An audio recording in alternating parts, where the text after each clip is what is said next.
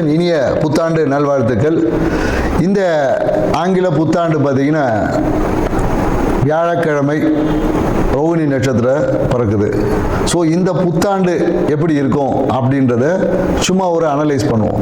ஏன்னா இந்த புத்தாண்டு பார்த்தீங்கன்னா 1/1/2026 இது மொத்த கூட்டுத்தொகை பார்த்தீங்கன்னு வச்சுக்கிங்களேன் 3ஆம் நம்பர். ஸோ இந்த வருடத்தோடைய கூட்டுத்தொகை பார்த்தீங்கன்னு வச்சுக்கிங்களேன் 1ஆம் நம்பர் 10 சூரியனோட ஆதிக்கம். இந்த வருடம் வந்து சூரியனோட ஆதிக்கத்திலும் குருவோட தன்மையிலும் இருக்கு. ஏன்னா இந்த 2 கிரகமே பார்த்தீங்கன்னா மிகுந்த வலிமையான கிரகங்கள். ஒன்று ஆன்மீகத்தில் மிக உச்சமானது, இன்னொன்று பார்த்தீங்கன்னா அரசியலில் உச்சம். ஸோ அப்போ இந்த அரசியலுக்கும் ஆன்மீகத்துக்கும் ஒரு மிகப்பெரிய ஒரு போட்டி என்பது இருக்கும். அதே போல் என்னன்னாக்கா ஆன்மீக அரசியல் என்பதும் இந்த காலகட்டத்தில் மக்கள்கிட்ட வந்து கொஞ்சம் சிறப்பாக இருக்கும்னு சொல்ல முடியும். அந்த ஆன்மீகத்தால் நிறைய பிரச்சனைகளும் அரசாங்கத்துக்கு இருக்கும். ஆன்மீகம் சார்ந்த விஷயங்களில் நிறைய குழப்பங்கள், தேவையற்ற பிரச்சனைகளும் இந்த காலகட்டத்தில் இருக்கக்கூடிய ஒரு காலகட்டம். ஏன்னா ரோகிணி நட்சத்திரம், சந்திரனோட நட்சத்திரம் சுயசாரத்தில் இந்த வருடம் பிறப்பதனால விவசாயம் என்பது இந்த காலகட்டத்தில் ரொம்ப சிறப்பாக இருக்கும்னு சொல்ல முடியும்.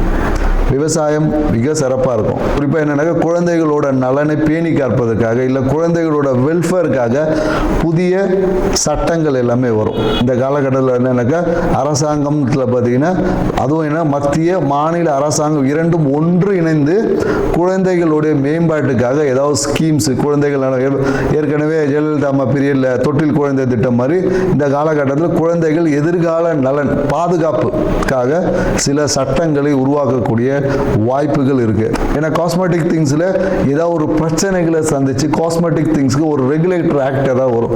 ஏன்னா நிறைய பார்த்தீங்கன்னா இந்த ரசாயன கலப்பால நிறைய பிரச்சனைகளை உருவாக்கக்கூடியது. அதனால என்னன்னாக்கா நிறைய பேருக்கு இந்த ஹியூமினிட்டி டெஃபிஷியன்சி வரக்கூடிய வாய்ப்பு இருக்கு.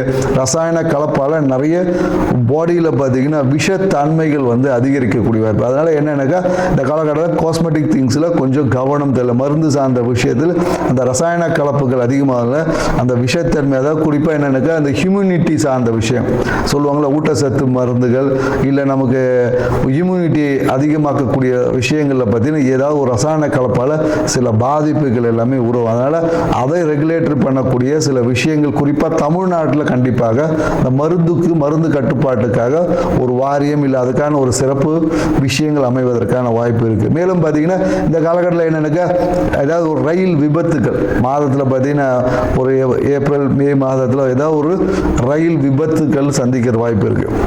ஸோ ட்ரெயினில் ஏதாவது ஒரு எலக்ட்ரிக்கல் ஃபயர் ஆக்சிடென்ட் இந்த மாதிரி ஏதாவது ஒரு நிகழ்வு வந்து இந்த காலகட்டத்தில் நடக்கும். அதனால் என்னென்னாக்கா ரயில்வே துறை இப்போவே வந்து அதுக்கான ஒரு முன்னெச்சரிக்கை. ஏன்னா அதுவும் என்னென்னாக்கா அதிவேகமாக பயணிக்கக்கூடிய ரயிலில் தான் அந்த விபத்து என்பது ஏற்படும். ஸோ மேலும் என்னென்னாக்கா நிறைய இந்த காலத்தில் பிஸ்னஸ் முதலீடுகள் வரும். நிறைய பேர் இன்வெஸ்ட்மெண்ட் பண்ணுவாங்க. புதிய தொழில் முனைவோர் அதிகமாவாங்க இந்த காலகட்டத்தில். நிறைய பேர் எனக்கு தொழில் முனைவோர் பட்டியல்னா நிறைய பேர் வேலைக்கு போயிட்டு இருந்த காலத்திலும் நம்ம ஒரு பிஸ்னஸ் பண்ணலாமான்ற எண்ணங்கள் வந்து இந்த காலகட்டத்தில் அதிகமாக இருக்கும்னு சொல்ல முடியும். தங்கம் வந்து விலை வந்து குறையவே குறையாது, விலை வந்து ஏறிக்கிட்டே தான். ஏன்னா தங்கத்தின் விலை ஏறுமுகமாக தான் இருக்கும். ஸோ அது கிரகங்களை காட்டிலும் என்னன்னாக்கா அது வந்து கமாடிட்டிக்குள்ளே போனதில் தங்கம் விலை ஏற்றம் தான் இருக்கும். ஸோ அதனால் தங்கத்தின் மேலே மக்களுக்கு ஈர்ப்பும் அதிகமாக தான் இருக்கும். ரியல் எஸ்டேட் துறை வந்து கொஞ்சம் நல்லா இருக்கும். ரியல் எஸ்டேட் துறையில் வந்து மத்திய மாநில அரசுகளுமே அதில் இருக்கக்கூடிய அந்த ரெஸ்ட்ரிக்ஷன்ஸை வந்து கொஞ்சம் குறைத்து இந்த கட்டுமான துறை ரியல் எஸ்டேட் துறையில் வந்து ஒரு வளர்ச்சியான ஒரு பாதை என்பது இருக்கும். டெக்னாலஜி வளர வளர அதை அழிக்கக்கூடிய ஆற்றல், அதனால் பிரச்சனைகளை மக்கள் சந்திக்கக்கூடிய விஷயமும் இருக்கும். பிரச்சனையும் இருக்குது டெக்னாலஜியில் பார்த்தீங்கன்னா நிறைய. ஏன்னா இப்போவே பார்த்தீங்கன்னா டெக்னாலஜியில் வந்து ஆதார் கார்டை கொடுத்தா ஆட்டையை போட்டுறாங்களே, அது மாதிரி வந்து வளர்ச்சியும் ஒரு சைடு இருக்கும். அதில் இருக்கக்கூடிய பிரச்சனைகளை கையாளுவதில் அரசாங்கம் வந்து ரொம்ப திணறும். ஸோ அதனால் ஏன்னா நிறைய இந்த ஏடிஎம் கார்டு ஹேக்கிங் இந்த மாதிரியான நிறைய இந்த ஃப்ராடு திங்ஸ் வந்து இன்னும் வளர்ச்சி அடையும். அதை கட்டுப்படுத்துவதற்கு அரசாங்கம் நிறைய ரெகுலேட்டரி போட்டாலும் ஆனால் அந்த விஷயங்களை கட்டுப்படுத்த முடியாமல் அரசு சார்ந்த துறை வந்து ஏதாவது ஒரு சுணக்கமான விஷயம் கண்டிப்பாக இருக்கும். ஆண் குழந்தைகளின் பிறப்பு விகிதம் கொஞ்சம் அதிகமாக இருக்கும். ஆண் குழந்தைகள் இந்த வருடத்தில் அதிகமாக பிறப்பாங்க. இந்த புத்தாண்டு என்பது மக்களுக்கு வந்து ஒரு வளர்ச்சியை கொடுத்தாலும் பொருளாதார புழக்கத்தை ஏற்படுத்தினாலும் எல்லாமே கடன் வாங்கி போகக்கூடிய விஷயமா தான் இருக்கு. ஸோ அதனால மக்கள் தங்களுடைய கையிருப்புக்கு ஏற்ற மாதிரி கடன் வாங்கி உங்களுடைய வாழ்க்கையை அமைச்சுக்குங்க. இந்த புத்தாண்டு ஒவ்வொரு ராசிக்கும் என்ன மாதிரியான பலன்களை கொடுக்க போகுதுன்றத ஒவ்வொரு ராசியை போவோம். வாங்க வீடியோக்குள்ள போகலாம். கடகராசி அன்பர்களுக்கு இந்த ஆங்கில புத்தாண்டு 2026 என்ன மாதிரியான பலனை கொடுக்க போகுது அப்படிதாங்க நம்ம பார்க்க போறோம். ஸோ இந்த புத்தாண்டு உங்கள் வாழ்க்கையில் நீங்கள் எதிர்பார்த்த மகிழ்ச்சியை கொடுக்கக்கூடிய ஒரு ஆண்டு அப்படின்னு சொல்ல. ஏன்னா ராசி அதிபதியான சந்திர பகவான் எங்க இருக்காரு பாருங்க, 11ஆம் இடத்துல இருக்காங்க. லாபம் அதிர்ஷ்டத்தை கொடுக்கக்கூடிய இடத்துல இருக்காரு. அப்புறம் இந்த புத்தாண்டு எப்படி நடக்குன்னு ஏன் கேள்வியே கேட்க வேணாம். அதிர்ஷ்டம் வந்து அள்ளி கொடுக்கக்கூடிய ஒரு ஆண்டு என்பது இருக்கு. இந்த காலகட்டத்தில் என்ன நிறைய கவர்ச்சிகரமான விஷயங்களை அனுபவிக்க போறீங்க. பிடித்த நிறைய புது ட்ரெஸ்ஸு, புதிய விஷயங்கள் வீட்டில் பார்த்தீங்கன்னா நிறைய இந்த கலை பொருட்கள். நிறைய பேர் பார்த்தீங்கன்னா இந்த காலத்தில் பாத்ரூமில் நல்லா டைல்ஸ் ஒட்டுவாங்க. டைல்ஸ் ஒட்டி ரொம்ப பாத்ரூம் அப்படியே சூப்பராக வச்சுருக்க போகிறீங்க. ஸோ ஏன்னா பார்த்தீங்கன்னா இந்த காலகட்டம் எப்போதும் பார்த்தீங்கன்னா பாத்ரூமை தூய்மையாக வச்சுக்கணுன்னே ஒரு எண்ணம் வரும். அது ஏன் வந்துச்சுன்னு உங்களுக்கு தெரியாது. ஸோ இந்த விஷயங்கள் ஏன்னா கடகராசிக்கு வந்து பாத்ரூமை தூய்மையை வைத்திருந்தாவே பணம் வரும் அப்படின்ற ஒரு விஷயத்தை இந்த புத்தாண்டை உணர்ந்து பாத்ரூமை மட்டும் தூய்மையாக வச்சு பாருங்க. லாபமும் மன மகிழ்ச்சியும் அபரிவிதமாக பெருகும். ஸோ ஏன்னா இந்த காலகட்டம் என்ன எல்லாமே பார்த்தீங்கன்னு வச்சுக்கிங்களேன், நிறைய கிரகங்கள் உங்களுக்கு 6ஆம் இடத்துல தான் இருக்குது. ஸோ 6ஆம் இடம் என்பது எப்போதும் என்னென்னாக்கா அடுத்த ஒரு உதவியை தேடக்கூடிய இடம். ஸோ அதனால் என்னென்னாக்கா நம்ம பணம் பிரச்சனையா யார்கிட்ட கை மாற்ற எங்கே வாங்குவோம், இல்லை என்றால் நீங்கள் கடன் கொடுக்கக்கூடிய ஒரு நிலைக்கு வரணும். ஸோ இந்த நிலை மாறணும்னா என்ன பண்ணணும்? ஏன்னா பொருளாதாரம் சார்ந்த விஷயத்தில் பார்த்தீங்கன்னா ரொம்ப சிறப்பாக. ஏன்னா இந்த கால கடகராசிக்காரங்க எப்போதும் எனக்கு ஏதாவது ஒரு பிரச்சனையை பற்றி பேசிக்கிட்டே இருப்பாங்க. எப்போ அது பிரச்சனை இது பிரச்சனை. குறிப்பாக அரசியலில் இருக்கிறவங்களாம் பார்த்தீங்கன்னு வச்சுக்கோங்க, ஏதாவது ஒரு தடை வந்துட்டு போஸ்டிங் போட்டு உட்காந்துருப்பான், லெட்டர் அடித்து வச்சுருப்பாங்க, கொடுக்கறதுக்கு ஆள் இருக்காது இவங்களுக்கு. ஸோ அப்போ என்ன பண்ணோம், அந்த பெறக்கூடிய விஷயங்கள் ஒரு இழுபறி நிலை இருக்கும். அதே போல் என்னக்கா வேலை சார்ந்த விஷயத்தில் பார்த்தீங்கன்னா திடீர் ஒரு ப்ரொமோஷன் போடுவாங்க. ப்ரொமோஷன் போட்டால் அந்த ப்ரொமோஷன் போட்ட கையெழுத்து போடுற ஆஃபீஸர் வந்து இல்லைங்க அவர் பார்த்தீங்கன்னா 1 மாதம் லீவில் போயிட்டாருன்னு. ஸோ அப்போ எல்லாமே கிடைக்கும், கொஞ்சம் பொறுமையாக இருந்தால் கிடைக்கும். ஆனால் இந்த வருஷத்தில் அதெல்லாம் கிடைச்சிரும்.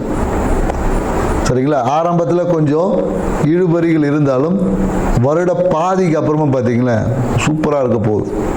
ஏன்னா எதிர்பார்த்த விஷயங்கள் எல்லாமே சிறப்பான பலன்களாக இருக்க போகுது.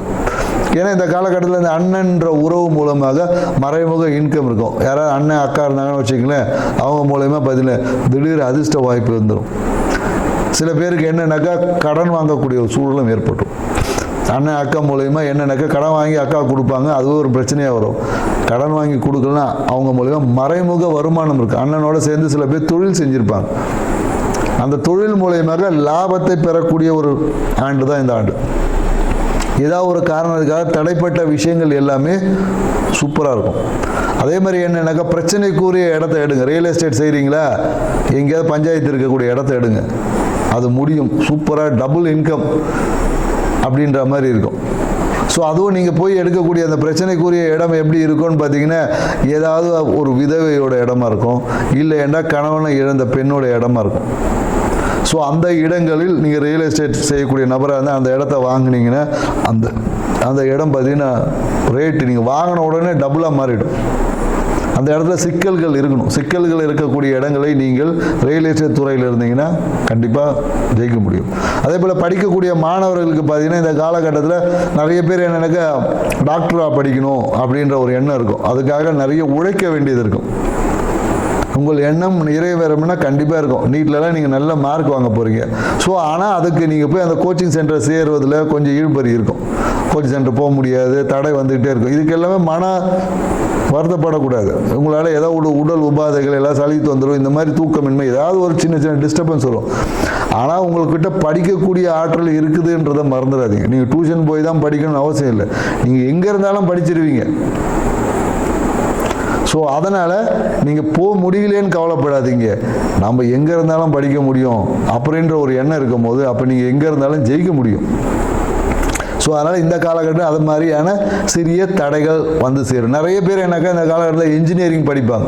இன்ஜினியரிங் படித்து தொழிற்கல்வியை நான் படிக்க போகிறேன் அப்படின்னு சொல்லி தொழிற்கல்வியை தேர்வு செய்யக்கூடிய நிறைய நபர்கள் கடகராசிக்காரர்கள் இருப்பாங்க. சில பேர் மட்டும்தான் மருத்துவத்துக்கு முயற்சி செய்வாங்க. மருத்துவத்துக்கு முயற்சி செய்கிறவங்க உறுதியாக நீட்டில் நல்ல மார்க் வாங்கக்கூடிய, தொழிற்கல்வி செய்கிறவங்களுக்கும் நல்ல ஒரு எதிர்காலம் இருக்குது. தொழிற்கல்வியெலாம் சேர்றவங்களாம் பார்த்தீங்கன்னா சேர்ந்தவொடனே கேம்பஸில் பாஸ் ஆகிடுவாங்க கடகராசிக்காரங்க. ஸோ இந்த மாதிரியான ஒரு வாய்ப்புகள் இருக்குது. எப்போதும் மனம் என்பது என்னன்னு, ஏதாவது ஒரு பிரச்சனை போட்டு அப்படியே பபுள்கா மாதிரி அப்படியே சுவைத்து கொண்டே இருக்கும். நான் என்ன சொல்கிறேன்னா, எதுக்கு அதை போய் சுவைச்சிட்டு இருக்கணும்? பிரச்சனையை பபுள்காம் முன்னே துப்புற மாதிரி துப்பிட்டு அடுத்த வேலையை பார்க்க போயிடணும். ஏன்னா அதை போட்டு மனசை போட்டு குழப்ப அப்போ தான் மனம் பாரம் ஏற்படும், ஒரு மன நோய் கூட வர வாய்ப்பு இருக்குது. ஸோ இந்த காலகட்டத்தில் என்னென்னாக்கா, மனதை இலகுவாக வச்சுக்க ட்ரை பண்ணுங்க. ஸோ மனதை இலகுவாக வச்சுக்கிறது என்ன பண்ணலாம் அப்படின்ற ஒரு ட்ரிக்கை உங்களுக்கு சொல்கிறேன். சுடு தண்ணியில் குளிங்க. கடகராசிக்காரங்களுக்கு தான் இது பொருந்தும். கடகராசிக்காரங்களுக்கு யாரெல்லாம் சுடு தண்ணியில் நீங்கள் குளிக்கிறீங்களோ மனம் வந்து ரொம்ப இலகுவாக இருக்கும். ட்ரை பண்ணி பாருங்கள்.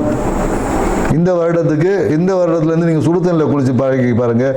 நீங்கள் மனதில் எடுத்த எல்லா விஷயங்களும் சக்ஸஸ் பண்ணக்கூடிய ஆற்றல் உங்களுக்கு வந்துடும். ஸோ அந்த மனதில் ஏற்படக்கூடிய அந்த மனம் எப்படி பொருளாதார சார்ந்த விஷயத்தில் ஈடுபடுத்திட்டே இருக்குது, அதனாலேயே ஒரு நோயோட தாக்கம் வந்துடும். அதனால் உடம்புல சுறுசுறுப்பு இருக்குது, ஒரு மாதிரி சோம்பலாக இருக்கும், அப்படியே மந்தமாக இருக்கும். ஸோ இந்த மாதிரியான உணர்வு எல்லாமே ஏற்படும்.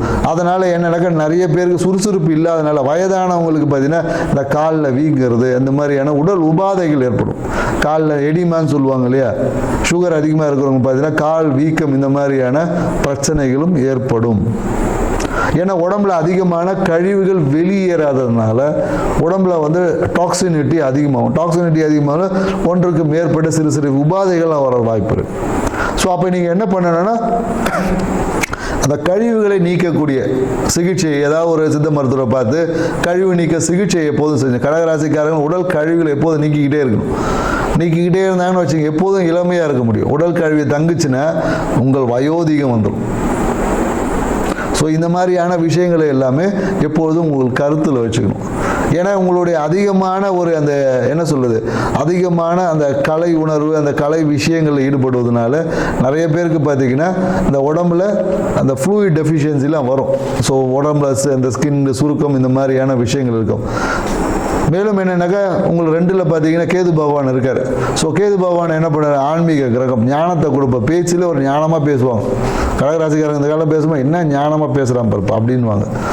ஸோ அப்போ என்னென்னாக்கா, பேச்சில் அதிகமாக ஞானமாக பேசினாலும் பிரயோஜனம் இல்லை. ஸோ அந்த ஞானத்தின் வகையாக ஏதாவது பணம் வருமானு பார்க்கணும். பேச வேண்டிய இடம் எங்கன்னு பேசணும். பேச வேண்டிய இடத்துல பேசினா தான் நமக்கு பிரயோஜனப்படும். ஸோ அதனால் எங்கே பேசணும், எப்படி பேசணும் என்ற உணர்ந்து பேசி பழகி பாருங்கள். இந்த வருடம் உங்கள் வாழ்க்கையில் அற்புதங்களை நிகழ்த்தக்கூட வருடமாக இருக்குது. அதை சரியான விதத்தில் பயன்படுத்தி பாருங்கள். நன்றி, வணக்கம்.